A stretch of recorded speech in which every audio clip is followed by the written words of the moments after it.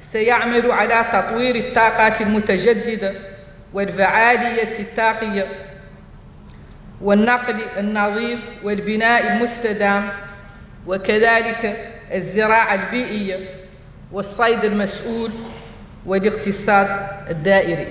En Mauritanie, l'économie verte peut structurer le secteur privé non structuré et donner naissance à des entreprises et des micro-entreprises qui seront capables d'accompagner techniquement ces besoins de changement.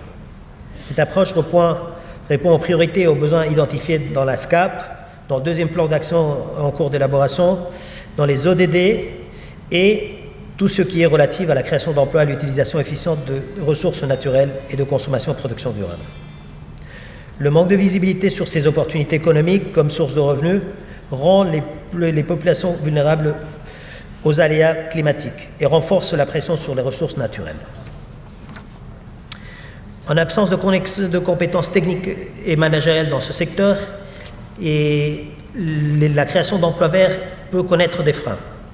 Mais heureusement, plusieurs études nous ont montré que dans le secteur de l'éco-construction et les initiatives qui sont en cours par le système et par le BIT et le PNUD en particulier, sur les chaînes de valeur dans des différents secteurs et qui poussent à développer ce potentiel de création d'emplois verts et de revenus.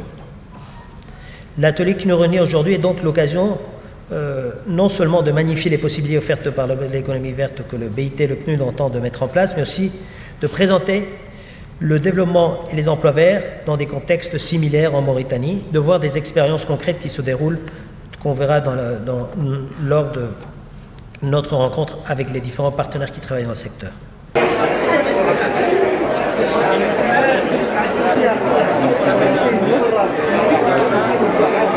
J'ai amené quand même quelques cultures fourragères comme du maralfalfa, 5 spéculations, mais j'ai amené que juste une pour montrer les gens, je fais culture fourragère.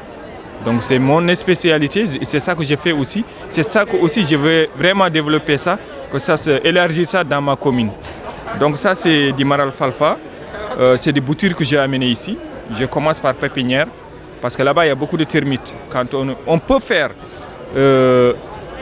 semi-direct, mais quand on fait semi-direct, en général, on a des problèmes de termites. Donc, c'est mieux de le faire en pépinière. Là, si je fais en pépinière, et là, tu n'auras pas de problème, presque 98%, et ça va pousser. Donc, c'est ça que j'ai amené. J'ai amené aussi quelques fruits, comme des citrons.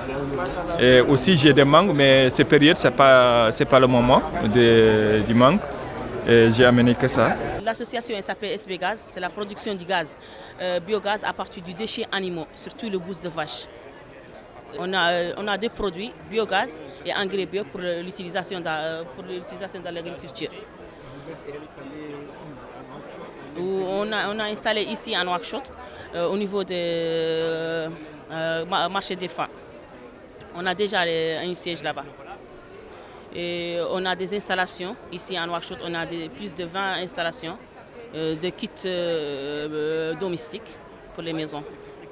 Ce truc-là, c'est un truc dans le domaine des énergies renouvelables et Mauritanie est intéressée du domaine des énergies renouvelables. Partie des exposants pour montrer un tout petit peu ce que fait Art Galé. Et là, comme vous le voyez, il y a des matériaux de récupération. Par exemple, les chaussures, les bouteilles qu'on jette. Comme vous le voyez, les chaussures, par exemple, qu'on a tendance à jeter, peuvent servir, par exemple, de bac à plantes. Et d'autres matériaux aussi qui peuvent servir. Au lieu de jeter ça, on redonne vie à ces objets.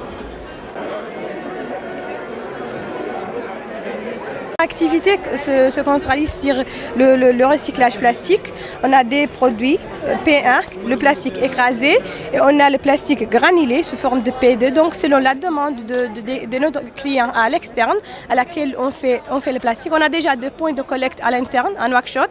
On fait le collecte, le tri, et après on le traite de cette manière. Donc voilà, c'est ça notre activité d'une manière bref. Voilà, nous sommes venus aujourd'hui présenter un projet dénommé Revitalisation de la mare d'Akher.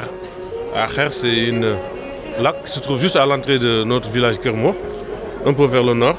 Alors cette lac avait séché il y a très longtemps Et maintenant, avec des partenaires, nous avons pu revitaliser la mare pour un peu ramener la faune et la flore qui existaient d'antan.